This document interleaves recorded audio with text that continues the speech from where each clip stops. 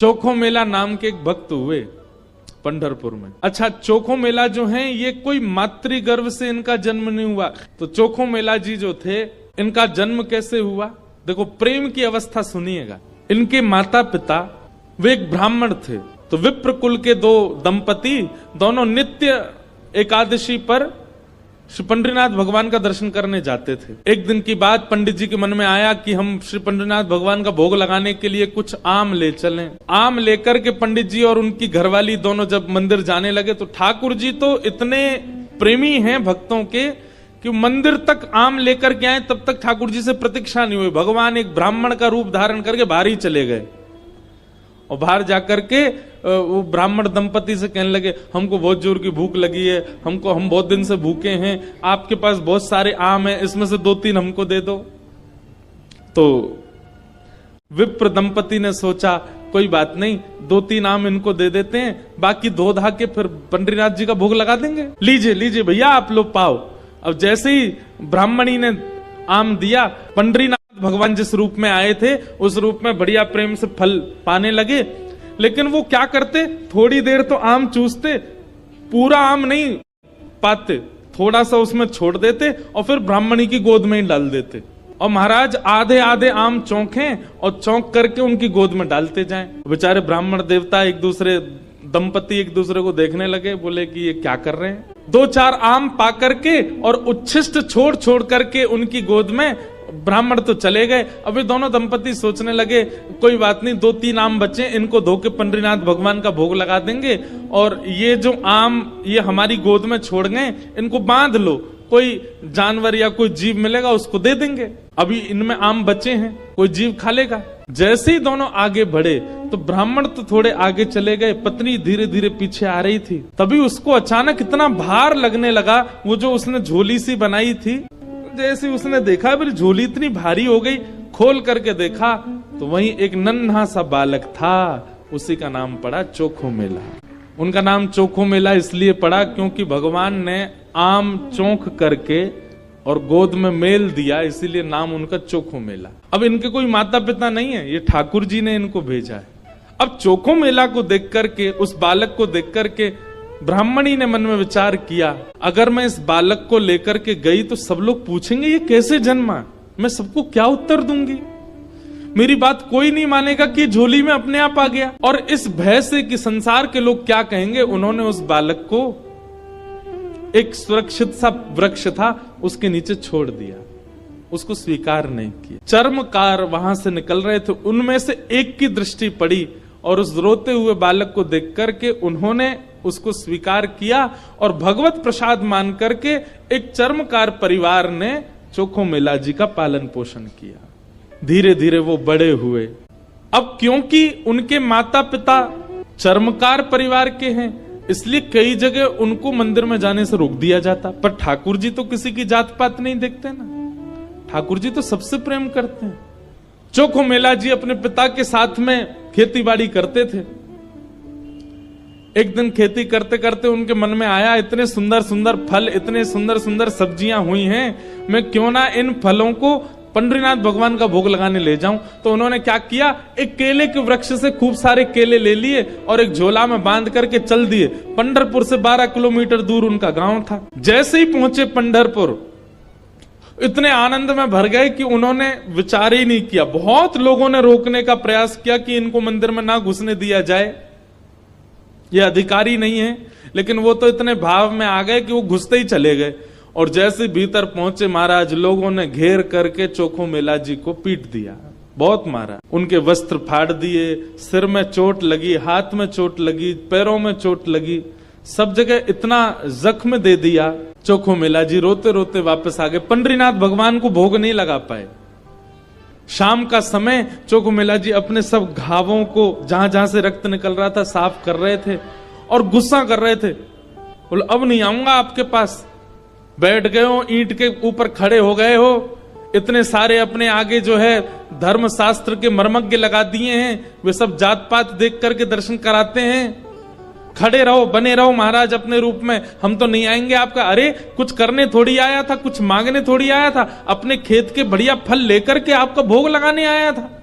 इतने में ही श्याम सुंदर पीताम्बरी पहने चलते हुए चोखो मेला के पास प्रत्यक्ष प्रकट होके आ गए और चोखो मेला के पास आकर के गले में गलवैया डाल करके बैठ गए। ए चोखा, नाम ही भगवान उसको चोखा बोलते। ए चोखा, तू इतना उदास क्यों हो रहा है? बोले उदास?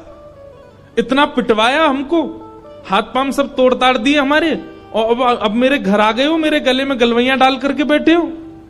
ये सब लीला क्यों करते हो आप? वहां क्यों नहीं रोका आपने सब पुजारियों को, पंडाओं को, ये सब ब्राह्मणों को? ठाकुर जी बोले, देख चोखा, वे सब मुझे पूजते तो हैं, मेरी सेवा तो करते हैं, पर मुझको पाषाण मानते हैं, मुझको मूर्ति ही मानते हैं, और जो मुझे पाषाण मानता है ना, उनके लिए मैं पाषाण ही रहता हूं। उनके लिए ना मैं बोलता हूं, ना मैं हंसता हूं, मैं बस एक टक खड़ा रहता हूं, ना मैं खाता हूं, ना मैं पीता, कुछ नहीं। तू तो मुझे पाषाण नहीं मानता ना, तू तो मुझे साक्षात ठाकुर जी मानता है, इसीलिए तो अपने अपने अपने बगीचे के फल लेकर के मेरे पास आया। वहां बहुसंख्यक पाषाण मानने वाले लोग हैं, इसलिए मैं उनके सामने बोला नहीं। एकांत में जब तू आ गया तो मैं तेरे पास आ गया। चल चोखा, अब तू मुझे अपने आंगन के फल खिला दे। अपने हाथों से सुंदर छिलका उतार करके श्री पंडरीनाथ भगवान को अपने हाथ से खिला रहा है चोखो मेला।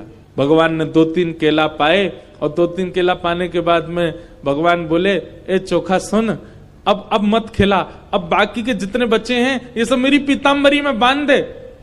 चोखा बोला, वहां जाकर के पाओगे, सारे मेरे सामने ही पा लीजिए ना, आप बांध करके क्यों ले जा रहे हो, यहीं प्रेम से पालो। पंडरीनाथ भगवान बोले, अरे मैंने अपना तो पा लिया, ये बाकी के तो मैं पंढरपुर में रुक्मणी जी बैठी हैं, वो भी भूखी हैं, उनके लिए ले जा रहा हूं, उनको जाके मैं पवा दूंगा। आज चोखा, तेरे ऊपर इतना प्रहार किया ना सबने, तेरे ऊपर इतना अत्याचार किया सबने, इसलिए मैंने और रुक्मणी जी ने आज भोजन ही नहीं किया, हम दोनों भूखे हैं। अब मैंने तो पा लिया, अभी रुक्मणी जी के लिए ले जाऊंगा। भगवान अपनी पीताम्बरी में केले बांध करके पंढरपुर आ गए, और पंढरपुर में आकर के रुक्मणी जी को पवाया। प्रातः काल ब्रह्म मुहूर्त में जैसे ही कपाट खुले, श्री पंडरीनाथ भगवान के चारों ओर केले के छिलके पड़े हैं, और केले के छिलके देख करके सब पंडा पुजारी बोले हम तो कपाट बंद करके गए, ये केला के छिलका यहाँ कैसे पड़े हैं, ये कौन लेके आया? तभी एक उनमें से बोले कल वो आया था ना, एक चर्मकार का बालक, वही अपने संग बांध के लेके आया था इतने सारे केले, उसको सुबह तो हमने मार पीट के भगा दिया, निश्चित ही वो कहीं से रात में आ गया है, और रात में आकर के सब यहाँ खा करके गया है ठाकुर जी के आगे। उसका उद्देश्य तो गर्भगृह को बेकार करना ही था, इसलिए ये सब हुआ है, ये उसी ने किया है। और सब पंडा पुजारी नाराज हो गए, अपने हाथ में डंडा ले करके कमर कस के सब पहुंच गए चोखो मेला के घर, और वहां पहुंच करके घर से निकाल करके फिर पीटा उनको, फिर मारा। चोखो मेला घर में सो रहे थे, और घर में जाकर के वहां से घसीट करके उनको मारा सब। बोले, अरे दुष्ट पापी, तुझको मंदिर में नहीं जाने दिया तो रात्रि तू गर्भगृह में घुस गया। चोखो मेला पिटते रहे, नेत्रों से आंसू बहाते रहे, जय हो पंडरीनाथ, कैसी लीला करते हो, सुबह पिटवाते हो, रात में आकर के खा जाते हो मेरे हाथ से। लेकिन अब की बार श्री पंडरीनाथ नाराज हो गए। पंडा पुजारी सब अपना काम करके चोखो मेला के साथ थोड़ी हाथापाई करके सब जैसे ही वापस आए, पंढरपुर में श्री पंडरीनाथ भगवान के मंदिर के मुख्य द्वार सारे अपने आप बंद हो गए, और भीतर से ठाकुर जी ने ताला लगा लिया, लॉक कर लिया, बंद हो गए ठाकुर जी मंदिर के अंदर।